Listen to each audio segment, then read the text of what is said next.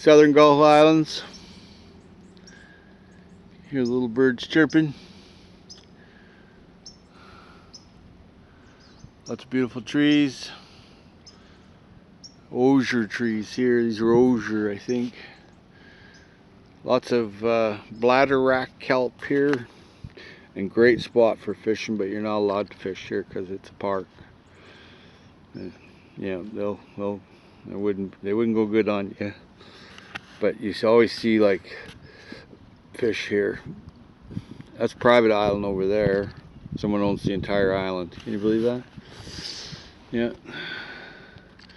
But there's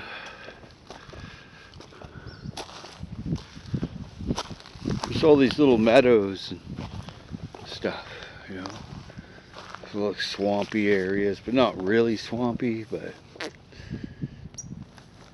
there's some fruit trees here. I found crab apple trees, that kind of thing, and wild domesticated apple trees from like a long time ago.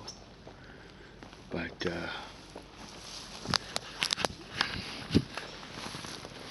yeah, you just walk in from the sunlight and you're in the nice cool, really nice and cool.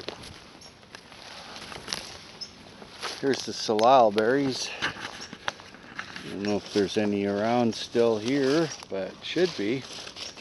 The deer eat them pretty good. Yeah.